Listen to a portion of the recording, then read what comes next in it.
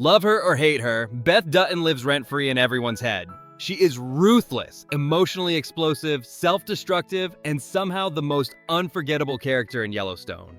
She insults CEOs, emotionally destroys her brother, drinks like she's allergic to sobriety, and still walks away as the fan favorite. Beth Dutton is not designed to be liked. She's designed to be remembered. On paper, Beth should not work. In most shows, a character this cruel and volatile would be unbearable. But Taylor Sheridan didn't write Beth to be likable. He wrote her to be honest. Beth isn't chaos for shock value. Every sharp insult, reckless decision, and scorched earth conversation comes from trauma, loyalty, and fear of loss. She doesn't fight to win. She fights so no one can ever hurt her again. What many fans don't realize is that Reilly was genuinely terrified when she first read Beth Dutton on the page. She was packing up her apartment, reading the script, and thinking, "Oh, sot." Sheridan offered her the role without an audition, which only added to the pressure. Reilly didn't know how she was going to play Beth, and it took her time to find the character. That fear mattered, because she didn't rush to play Beth as simply tough or loud. Instead of playing power, Reilly plays damage. Instead of confidence, she plays defense. Beth doesn't feel fearless. She feels armored. That's why the character never becomes a cartoon villain. You can feel the pain underneath the aggression and the fragility hiding behind the sarcasm.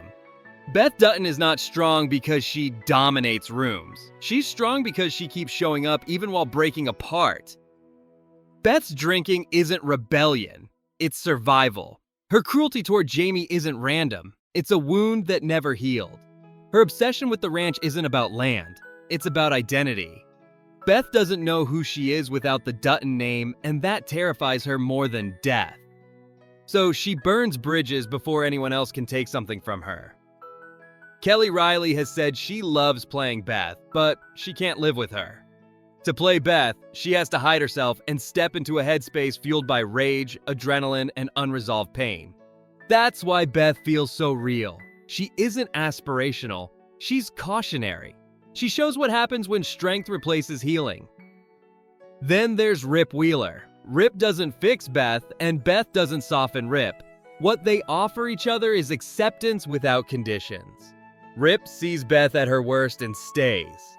Beth trusts Rip enough to stop performing toughness. Their relationship isn't a fantasy romance. It's a survival partnership built on mutual damage and loyalty. Beth Dutton is unforgettable, not because she's shocking, but because she's human in an uncomfortable way. She's what happens when trauma never gets closure, only sharper edges. And Reilly's initial fear wasn't weakness. It was respect for how dangerous, complex, and real Beth Dutton truly is. That's it for this video, and if you are excited for Yellowstone spinoff, subscribe to our channel.